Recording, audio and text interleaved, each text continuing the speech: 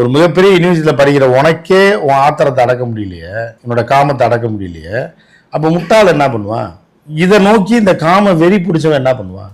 அவனுக்கு படிப்பறிவும் இல்லை, அவன் தான் தோன்று ஜெயிலுக்கு போகவும் தயாரா இருக்கான், கையில ஆயுதம் வேற அவனுக்கு லைஃப்ல என்னன்னே தெரியாது என்ன இருக்கு, ஜெயிலுக்கு போகணும்னா தெரியாது, இருட்டுக்குள்ள நம்மளை போலீஸ் பிடிக்க மாட்டாங்க, கேமரா எங்கேயுமே இல்லை, தூக்கு, புரியுதா உங்களுக்கு? இதுதான் வந்து நீங்க சொன்னீங்களா உத்தரப்பிரதேசா இருந்தாலும் அதுதான் நடக்கும், தமிழ்நாடா அதுதான் நடக்கும், எங்க இருந்தாலும் டெல்லியில நடந்தது பாருங்க.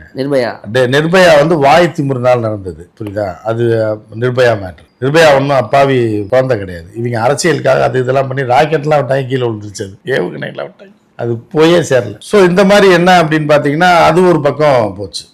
அதை வந்து ஒரு இதாக்கி விட்டாங்க. எப்படின்னா அதாவது 2 பேர் சரக்கை போட்டு ஃபுல் போதையில் வர்றாங்க, உட்காந்து இது பண்ணிட்டு இருக்காங்க பஸ்ஸில் உட்காந்து. அது ஏதோ நடந்து முடிஞ்சிச்சு, அதை இதெல்லாம் வந்து இந்த மக்களுடைய சாபக்கேடு. இதெல்லாம் இதில் வந்து என்னன்னா இப்போ உள்ள கலாச்சாரம் இல்லைன்னு சொல்லுங்க. நம்ம கூட்டு போய் காட்டுவோம் என்ன நடக்குன்னு. பெங்களூர் கூட்டு போய் சென்னையில் கூட்டு போவோம், காட்டுவோம், எங்கே வேணாலும் காட்டுவோம். படித்து முடித்த உடனே படிக்கும் போதே படுப்பதற்கு பலரும் தயாராகிட்டாங்க.